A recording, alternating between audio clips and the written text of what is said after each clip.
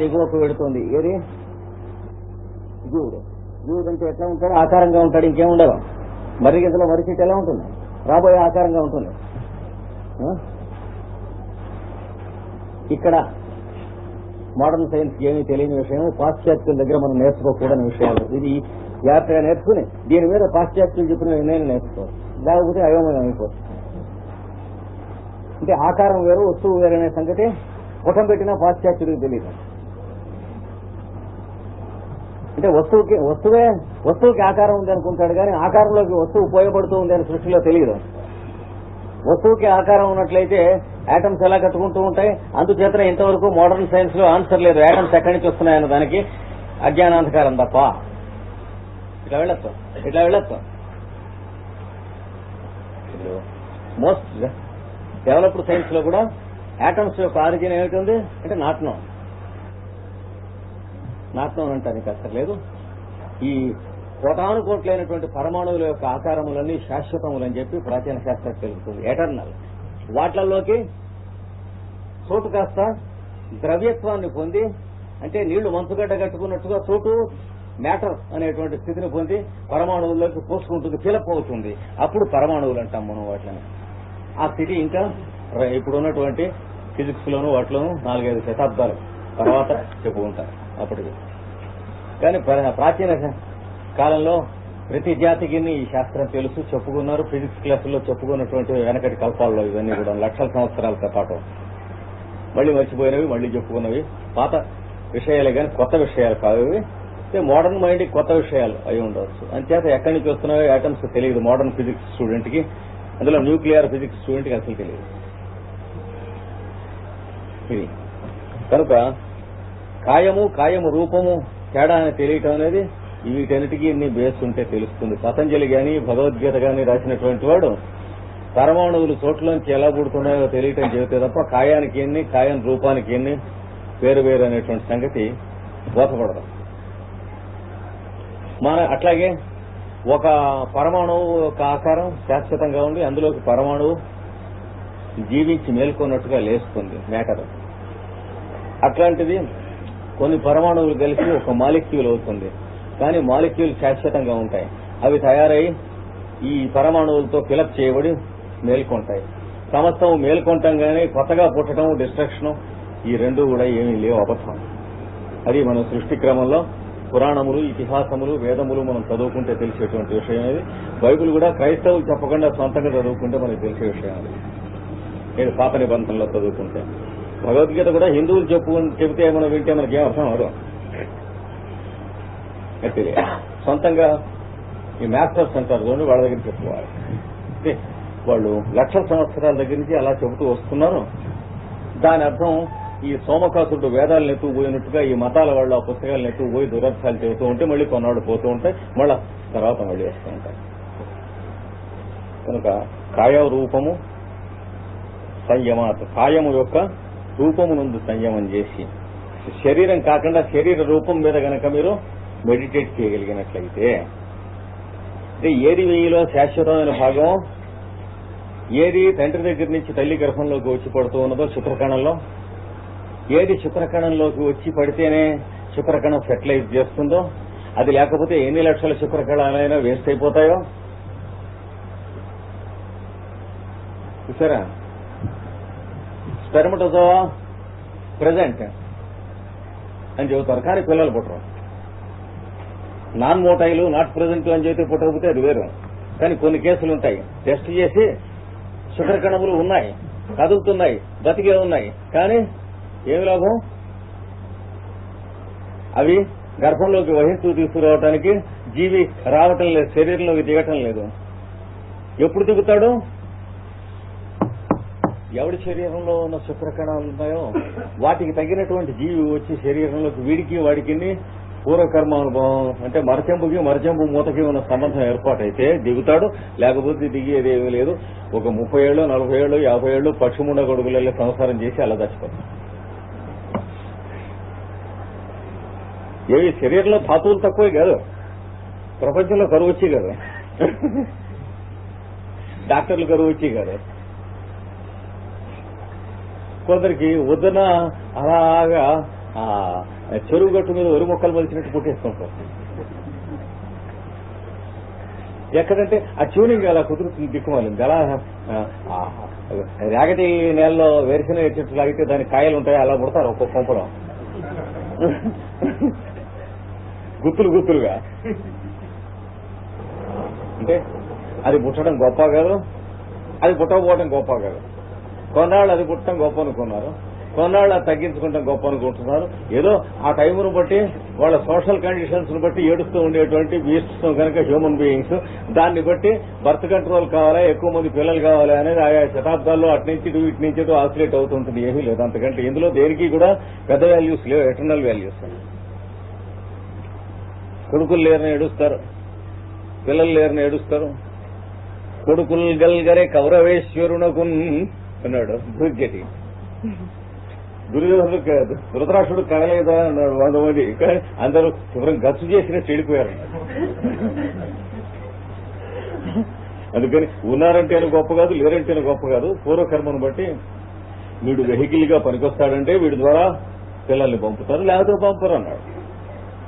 అంటే ఇప్పుడు drama stage ఉందండి, స్టేజ్కి పక్కన రూమ్ ఉంటుంది, గ్రీన్ రూమ్ అంటారు. అక్కడ తయారు చేసి వేషాలు వేసి మిసాలు పెట్టి అవి పెట్టి యముడు అని చెప్పి ఏదో నెలవికన్ను పెట్టి కృష్ణుడని దీంతో తోసేస్తూ ఉంటారు.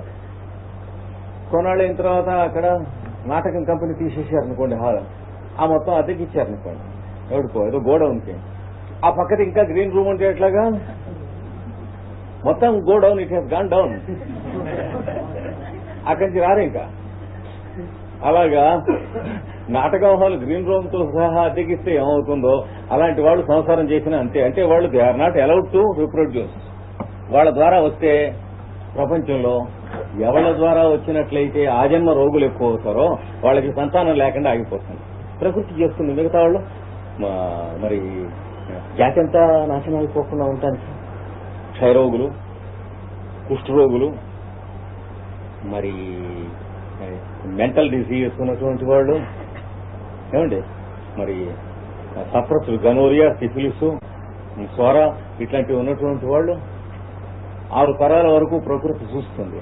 అంటే వీళ్ళు నయం చేసుకుంటారా సవ్యమైనటువంటి ఏదన్నా ఆహారం, పానీయము, నిద్ర, శ్రమ, విశ్రాంతి, తర్వాత స్త్రీ పురుష సంబంధము, వీటిల్లో పరిశుద్ధి ఏమన్నా నియమంతో ఉంటారా, బాగుపడతారా అని చెప్పి ఒక 6 తరాలు చూస్తుంది.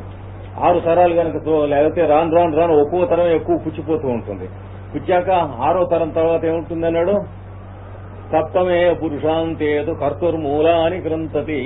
7th generation there is no generation అన్నాడు. మొత్తం ఇంతమంది కూడా చైల్డ్లెస్ గా వెళ్ళిపోతారు, బ్రదర్స్ సిస్టర్స్ అందరూ కూడా. ఇది ప్రకృతిలో ఆటోమేటిక్ గా పెట్టింది. జనరల్ వెల్ఫేర్ ఉండదు ఆ ప్రకృతి, దానికోసం చూసింది. వీటన్నిటిని అనుసరించి ఆ శుక్రకణంలోకి వాడు దిగటం. ఆ దిగేవాడు ఏ రూపంలో ఉంటాడు, ఆకారంగా ఉంటాడు, ఇంకేం ఉండడు.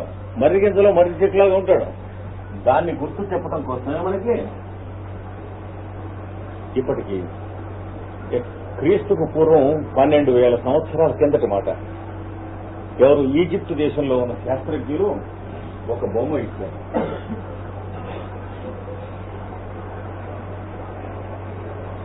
అంటే తండ్రి శుక్రకణంలోకి జీవుడు దిగటానికి మార్కు కింద, సింబల్ కింద అది ఇచ్చారు. అంటే ఆకారం తప్ప ఇంకేం ఉండదు, చేతులు కాళ్ళు తల అన్నారు నువ్వు పెట్టారు. తర్వాత ఏదో ఎస్ట్రాలజీలోకి వచ్చాక దాన్ని కొంచెం కింది దింపి శుక్రకణానికి సంబంధించింది కాదు, శుక్రుడు సింబల్ చేసుకున్నారు. ఎవడికి వచ్చినట్టు వాడు చేసుకుంటూ ఉంటారు, దానికేముంది. కాస్త లూజ్ చేసి శుక్రుడు సింబల్ చేశారు.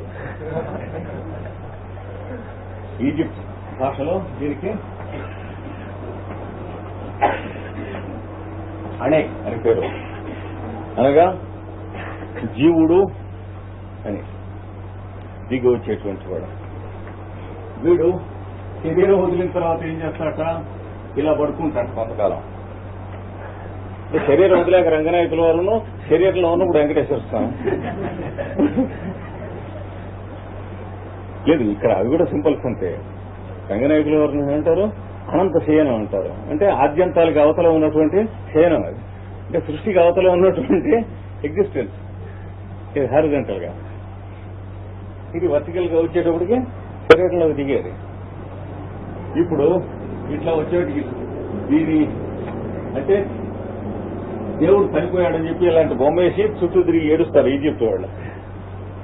కొన్ని క్రతువుల్లో వేస్తే అక్కడ ఒక పిట్ట బొమ్మ ఉంటుంది.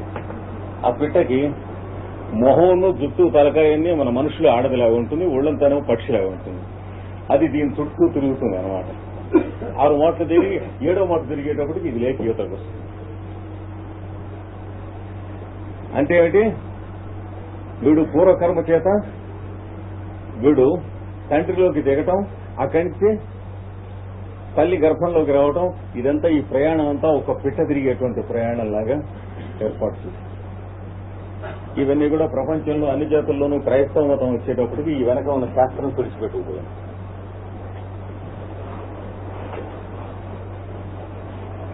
ఎందుకంటే అవన్నీ ఏం లేవు. అంతకు ముందు ఉన్నటువంటివన్నీ విగ్రహారాధన, పిశాచారాధన, పాపులు మొదలైనటువంటివి అనటం మనకు అర్థం కాదంతా చేతబడి ఏదో అన్నట్టు. ఇవి వేల సంవత్సరాలు, లక్షల సంవత్సరాల కిందటి కథలు. కనుక వాడు ఇలాగా శరీరంలోకి ఇడా అనేటువంటి నాడులు ఎడం పక్క నుంచి దిగుతాడు.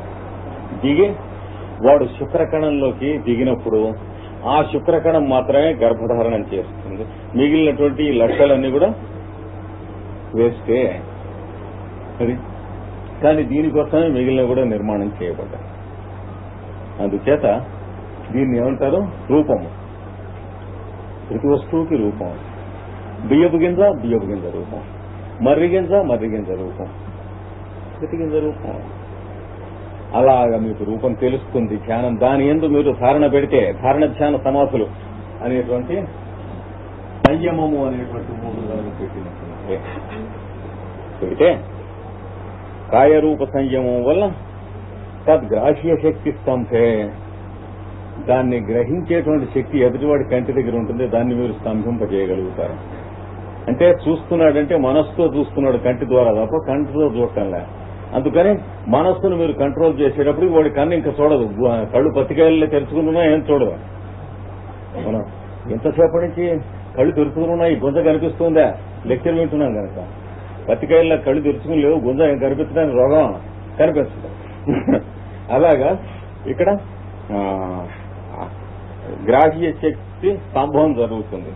స్తంభనం జరిగితే చక్షు ప్రకాశ అసంప్రయోగే, కంటికి ప్రకాశానికి అంటే మనస్సులోంచి వచ్చే ప్రకాశానికి కంటికి సంప్రయోగం లేకపోవటం చేత చెప్పుకున్నాం మొన్న.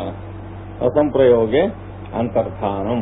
ఎదటి నుంచున్నటువంటి వాడు మాయమైపోతాడు కంటికి అన్నాడు. అసలు మాయం అవడు, కంటికి మాయం అవుతాడు. ఇక్కడ ఇంకొక సూత్రం ఉంది. ఈ పుస్తకంలో వీడు మర్చిపోయాడు చేయటం. మామూలు పుస్తకం ఎగరగొట్టేశాడు సూత్రం.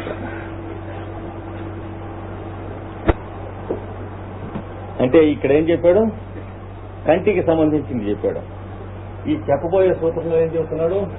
ఈ కంటికి సంబంధించింది ఎలాగో మిగతా శబ్దస్పర్శ రూపరస గంధాలు అంటికి సంబంధించింది కూడా అంతే సుమా, అలాగే సంయమం చేయవచ్చునని చెబుతున్నాడు. దీని తర్వాత సూత్రంలో ఏది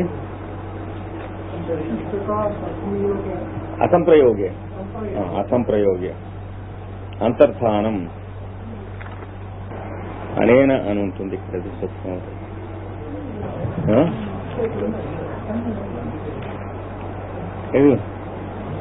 సూత్రం చదువుకోరలా.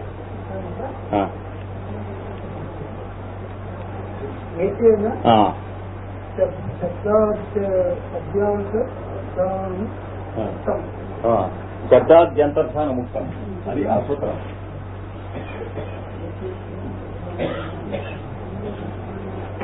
ఏదైనా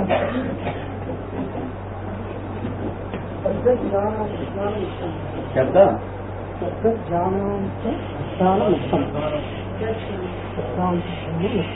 శబ్దాంతర్ధానం, శబ్దాద్యంతర్ధానం, శబ్దాది అంతర్ధానం ఉక్తం. అట్లా తీసుకోవాలి. ఏదైనా శబ్దాది అంతర్ధానం ఉక్తం. ఏతేనా అంటే దేని చేత, అంటే ఈ పై చెప్పబడినటువంటి విషయం చేత. దేనికి చెప్పాడు? పైన రూపమే చెప్పాడు. ఇంకేమున్నాయి? 4: శబ్దము, స్పర్శము, రసము, గంధము. శబ్దం అవుతుంది, శబ్దము శబ్దరూపం, స్పర్శము స్పర్శ రూపం, ఇవి తెలుసుకోగలిగారు. గంధము గంధరూపం, తర్వాత రసము అంటే రుచి, దాని రూపం. వాటికి కూడా రూపాలు ఉంటాయని తెలియాలి కొంచెం. దీనికంటే ఏతే అంటే దీనివల్ల శబ్దాది అంటే శబ్దము మొదలైనటువంటి వాని యొక్క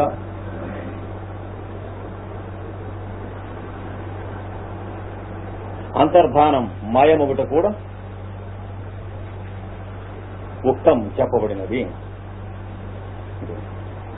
అంటే వాటి గురించి వేరే చెప్పక్కర్లేదు. దీన్ని బట్టే మీరు ధ్యానం చేసుకుంటే అవి తెలుస్తాయి, అవి వస్తాయి. రూపం, కంటికి రూపం ఎలాగో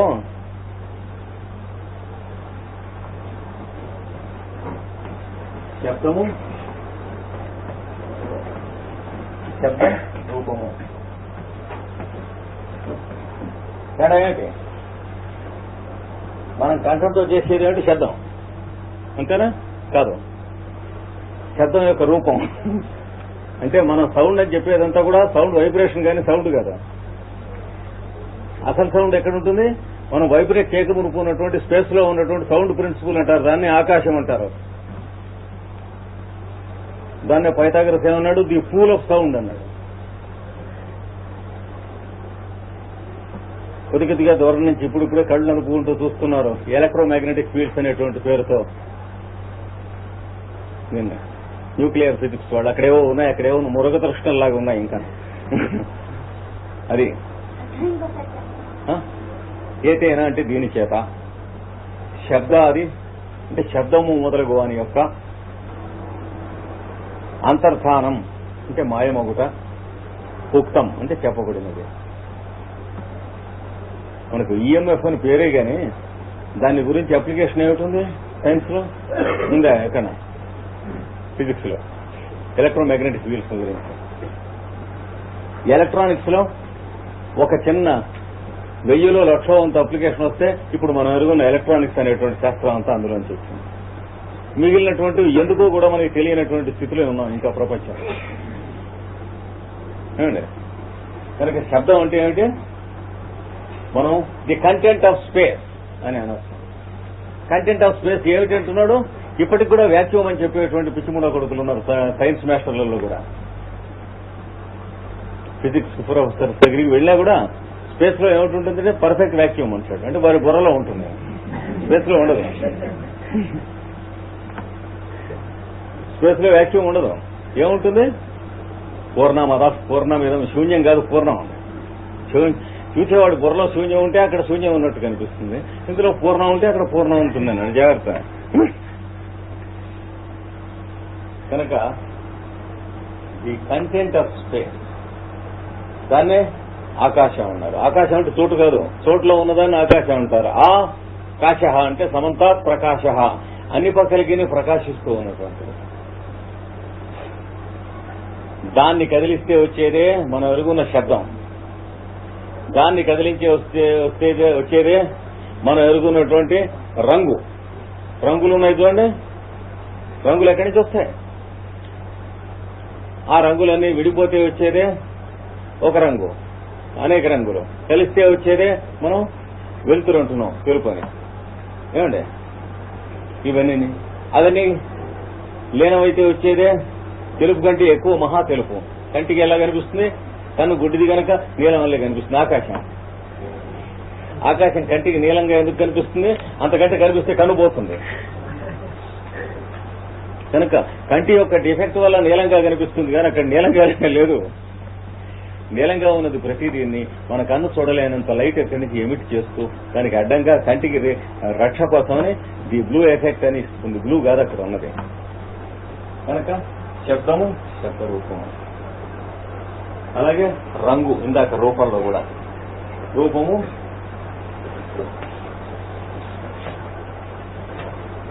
రంగు, వర్ణము అనుకోండి, వర్ణ రూపము. స్పర్శ రూపం.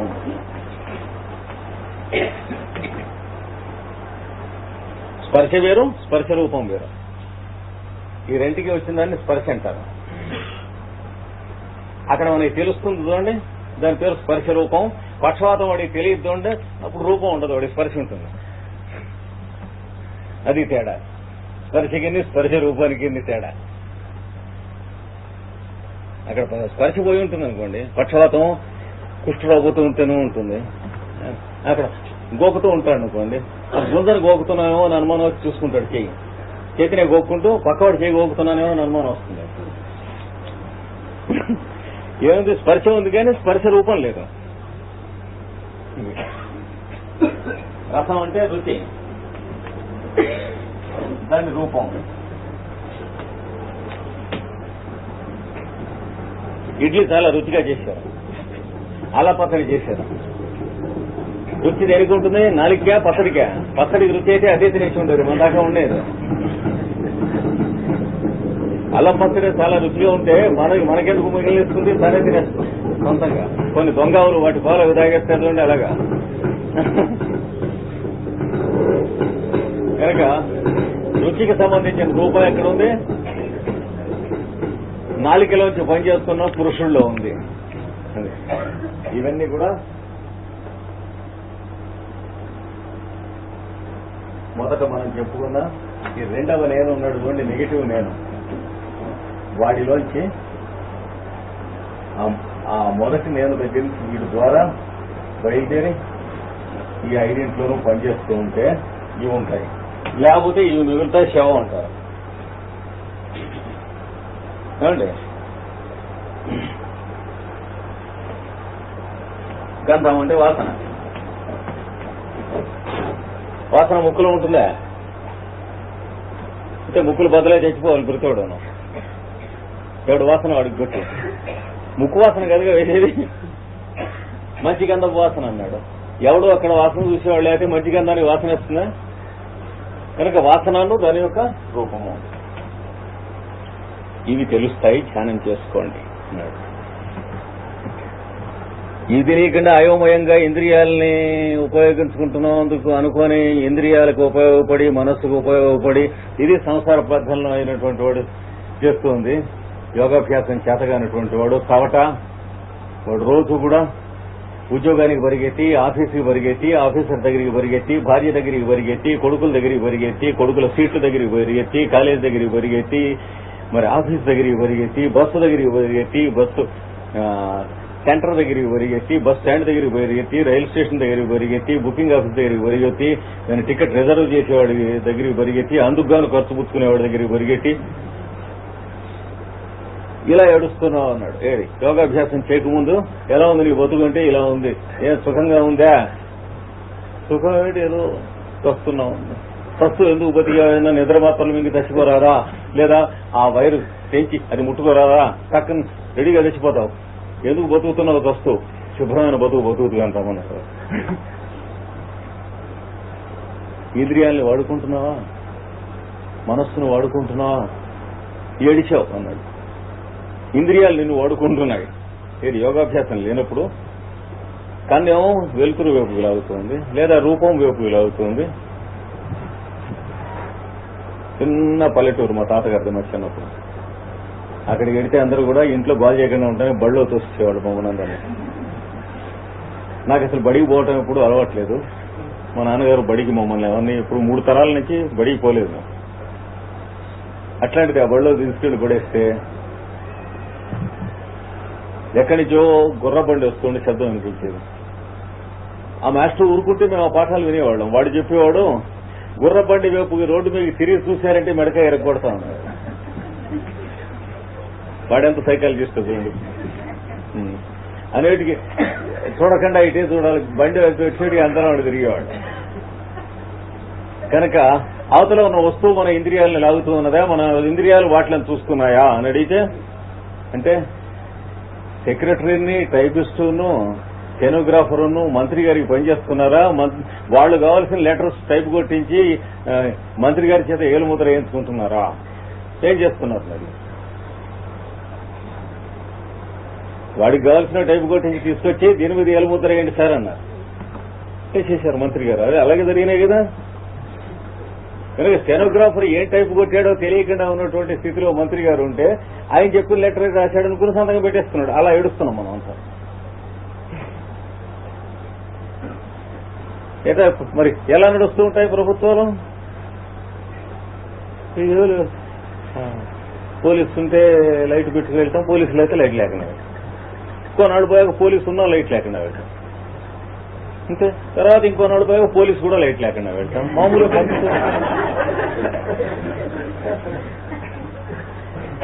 అందుకని ఈ ఇంద్రియాలతో మనస్సుతో నడపబడుతూ ఉన్నటువంటి నువ్వు మూర్ఖుడల్లే నడిచి పెడుతూ ఉన్న కన్నా ఇంద్రియాలు మనస్సు అనేటువంటి వాటిని నువ్వు ఉపయోగించుకునే పద్ధతి అష్టాంగ యోగం ఇచ్చాను గనక ఇవి తెలుసుకో. వీటి యందు ధారణ ధ్యాన సమాధిలో సమన్వయపరిచి అప్లై చేయి.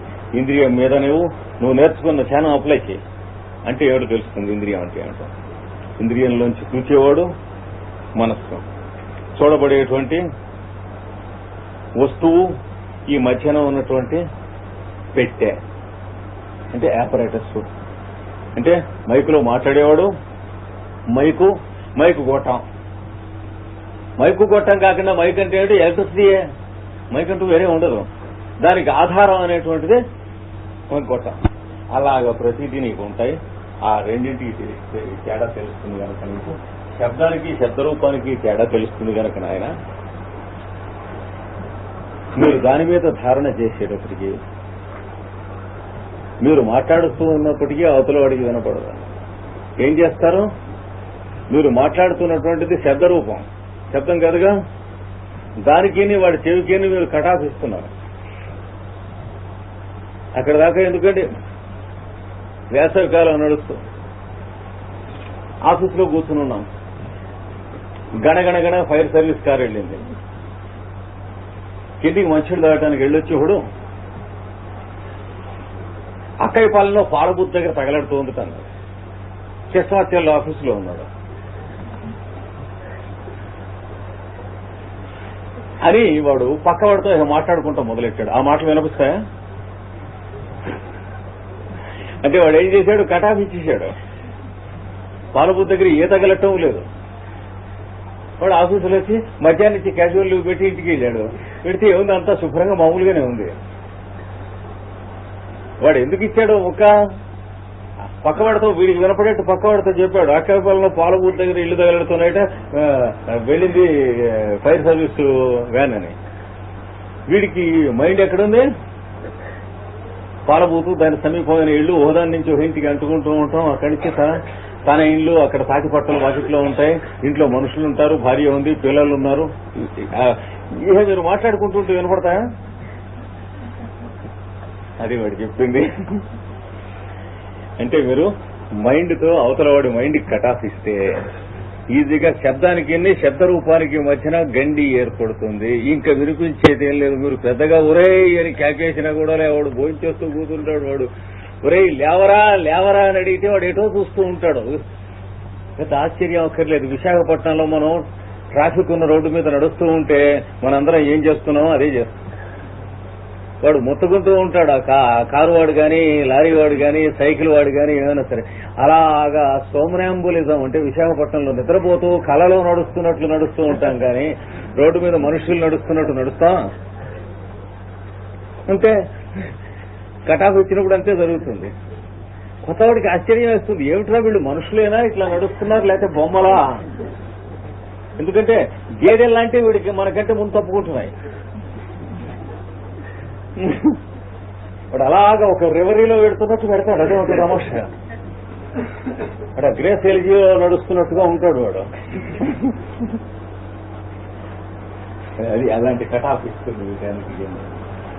రంగులకి మంచి రంగులు ఇల్లు ఉంది.